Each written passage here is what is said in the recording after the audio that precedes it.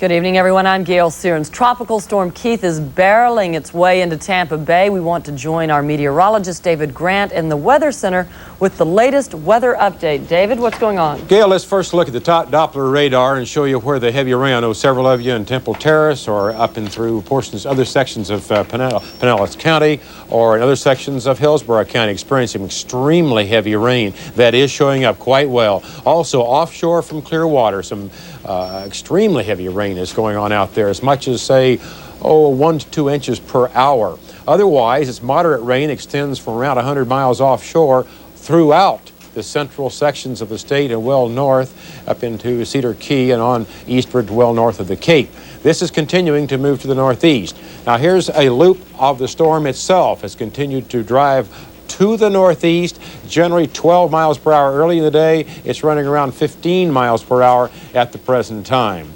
The present location that we have, now we'll have an update on these pretty soon, but the present location as we have it is 28.6 north, 84.0 west, still 125 miles southwest of Tampa Bay, and it's still moving northeast at 15 miles per hour. Highest winds sustained are 65, but there are some storm force winds getting in on the coast now in the neighborhood of 50 miles per hour, 40 to 50 miles per hour. For those of you that are in the path of this, and this should be hitting the mouth of Tampa Bay about 2 o'clock in the morning and then scooting right across the central part of the state to the Cape and be offshore in the early hours of the afternoon.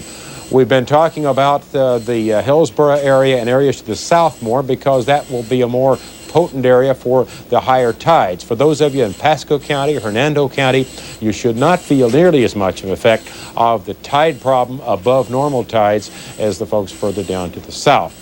Now, that's the way the situation is right now. Keep in mind, we still are under a tornado watch area all through the middle part of the state and most of the southern sections of the state also.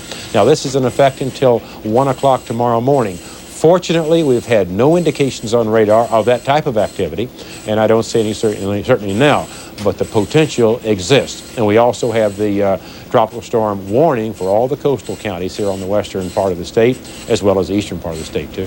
All right, David, thank you. We'll be checking back with you a little later in the evening. Rob, north is in one of those troubled areas, Indian Rocks Beach, and bear in mind the signal is a little fuzzy because the weather conditions are not so good, but we'd like to join Rob North now live. Rob? Gail, the weather conditions are not good at all. It's a little difficult to see, but the waves are crashing up against the seawall here on Indian Rocks Beach. There is no evacuation to this area, and there are plenty of people in the cottages and apartments and condos along the water here. There's a big group of people right here. Linda Gardner, you guys are hanging out. Are you concerned at all about the weather? Not at all. It's great. It's great. It feels good. You guys going to stay here even if it comes up higher? Of course. There's no reason to leave. Okay, thank you very, very much. Obviously, they are in for the interim, so we'll be staying here also and get back to you at 11 o'clock. Let's hope that's a wise move on their part, Rob. We had mentioned to you a little bit earlier that the Courtney Campbell Causeway had some problems, and in fact, we had some reports that it had been temporarily closed because they thought a barge had actually come loose and hit one of the spans of the Courtney Campbell Causeway. Police and fire were all on the scene. Now they tell us there was in fact no barge, or they believe at this point there is no barge, and that the Courtney Campbell Causeway is open. Rod Challenger has been with us a couple of times already this evening. He has been following the action at the Pinellas County Emergency Operations Center. He is there now with an update on that situation in Pinellas County. Rod? Gail, I can tell you that the people here at the Pinellas County Emergency Operations Center are not as jovial as those people that we saw just a few moments ago on Indian Rocks Beach. Their sighs of relief that they were uttering earlier in the day have turned now to signs of dismay as the storm has taken a more northerly track. And they are now saying, while they still don't recommend evacuation and they're not ordering evacuation, they want people to take another look at their situation, and perhaps some people that they thought might not have to leave their homes before should now consider that. The change in the outlook was given to us just a few moments ago by James York of the Red Cross. We now want to advise all residents in low-lying areas, the barrier islands, and mobile homes to seriously reconsider evacuating their particular areas. Now, this is true if you're in a high-risk area. And only those people that live there know that. But we want them to seriously reconsider their own position. Now, one of the reasons that they are taking this new attitude is because of the northerly direction now of the storm coming closer to the mouth of the Tampa Bay area. They expect the tides to be a little bit higher than they had been predicting earlier, and that's going to cause a little bit more flooding. 2 to 4 feet on the Gulf side, 3 to 5 feet on the Bay side. 3 nursing homes in St. Petersburg are now under a consideration of being evacuated. If not having everybody move out, at least having them move to upper floors because of this change in the predicted tide levels now for Pinellas County. So the activity here at the Pinellas County Operations Center is picking up considerably as the storm moves closer to us. And we'll continue to stand by here and bring you more information as it becomes available. Rod, when you spoke with Mr. York earlier, about 9:30 when you had him on live with you, he had mentioned the possibility, if I understood him correctly, of perhaps more shelters opening if necessary. Is there any update on that situation? As of now, there is not. They have 8 shelters open. They've got a capacity of about 3,000 people that can fit into those shelters. They have 8 other shelters that are available on a standby basis that they can activate very, very quickly. And of course, there are about 70 shelters altogether in the county. If they need all of those, they can call them up. But they do have 8 others that are ready to go if the 8 that they've got now become too crowded. So that's the situation on that story. And if that changes, we'll bring that information to you as well. Okay, certainly will, Rod. Thank you.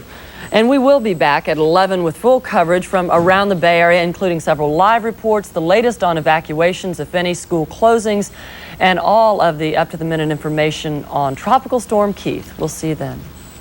This has been a weather bulletin from Newswatch 8. Stay tuned for further developments. We now join our regular programming already in... Tonight on The Best of Carson, cheers Ted Danson and comedian Stephen Wright. Then on Late Night, the band makes room for Phil Collins. Plus, the comedy angst of Richard Lewis. And later, Dan Rather returns. Some of those millions who are watching are saying, what's with this guy? Good question, Bob. Stay up for everything. Tonight on NBC.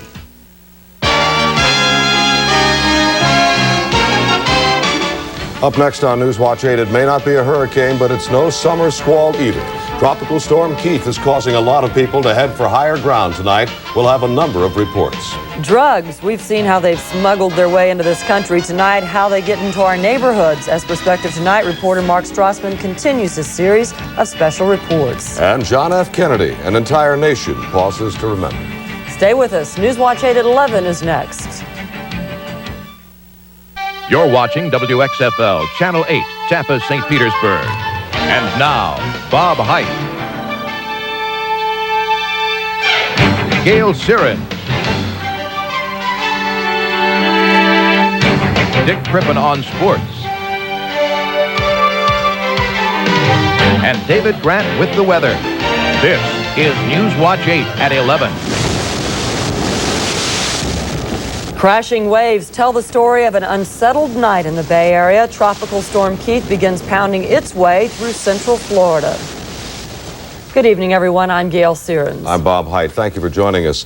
Keith is not a hurricane, but the storm is still nothing to be trifled with. Just after 9 p.m. tonight, the tropical storm changed course to the north and is now bearing down on the mouth of Tampa Bay. For a while tonight, it appeared no mandatory evacuations would be necessary. We have just been told that St. Pete Beach has begun mandatory evacuation to low-lying areas near the Don Cesar. Newswatch 8's Diane Pertmer now joins us from St. Petersburg, where some nursing home residents are being forced out. Diane?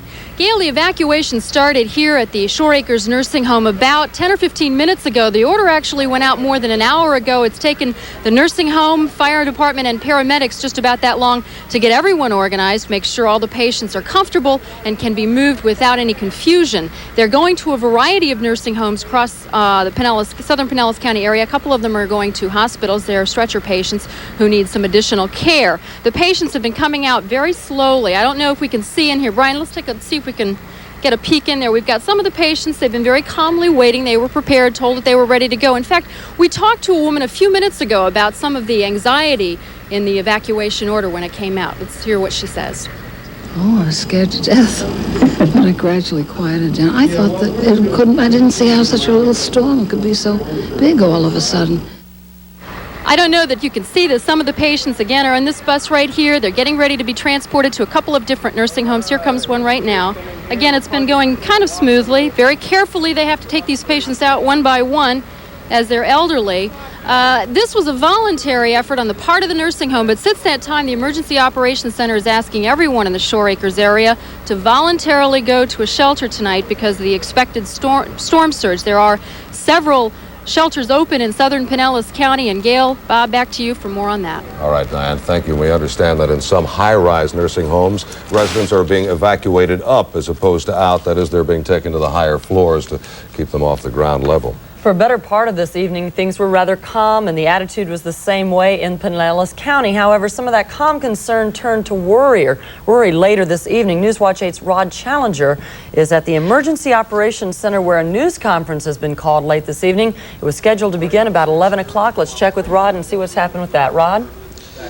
Gail, Pinellas County officials have been giving periodic briefings throughout the evening here on the situation. And of course, about 9 o'clock tonight, that situation changed dramatically. Fred Marquis, the Pinellas County Administrator, is now here in the room adjoining the Emergency Operations Center with us. And let's check in with him to see what the situation is as far as the latest developments in Pinellas County right now. Not a lot of change at this point in time. We did not get the 11 o'clock advisory from the National Weather Service. That is running late tonight. We'd hoped we would have that in order to do this update, but it has not come in yet. But the main thing I'd like to clear up right now, we've had a lot of phone calls and a lot of confusion as to what has happened in St. Pete Beach. As near as we can assess from just talking with the head of the fire department in St. Pete Beach, the city has ordered an evacuation of low-lying areas. They have not been able to define to us what constitutes a low-lying area, indicating they have done a personal survey and that it is an area defined by their city. We would request anyone in the St. Pete Beach area that does, if you do not know if you're in that low-lying area or not, the only way to ascertain that at this point in time is to call directly to the St. Pete Beach Fire Department. They have established the low-lying areas. This has been a coordination problem throughout tonight, and we're not prepared for what has occurred there. So there's not a lot I can add to that at this point in time, but we have verified that the city did order a mandatory evacuation of certain low-lying areas in the city. We just don't know what those are from here at this location. What is the county's position about evacuation, mandatory or even voluntary, or throughout the rest of the county? The balance of the county, we do not have a recommendation from any of the disaster advisory committees to do a mandatory evacuation at this time. The only caution we have put out, and we continue to put out, is that if you are in an area where you have historically experienced severe flooding during previous storms, at this point in time, you might want to consider moving to one of our shelter areas. And that is the latest on the situation here in Pinellas County. From the Emergency Operations Center, we'll continue to stand by in case there's more information coming. More likely we'll have another update from Rod later on in the newscast. Now we want to check in with meteorologist David Grant in our Weather Center for the latest on the storm's track. David, where is it now? Gail, I do have the information from the Hurricane Center, and the latest indications are that the center will pass just north of Clearwater during the pre-dawn hours. Now, of course, I know gives some flexibility there, but let's say between 1 and about 4 o'clock tomorrow morning. And south of that path, the storm surge will be running 4 to 6 feet. Otherwise, there's not going to be as much danger in, say, Pasco County or other areas to the north. The latest position absolutely is 27.5 north, 83.5 west. The highest winds now are still 65 miles per hour, even though the storm force winds have reached the coast and they're running 40 to 50 miles an hour.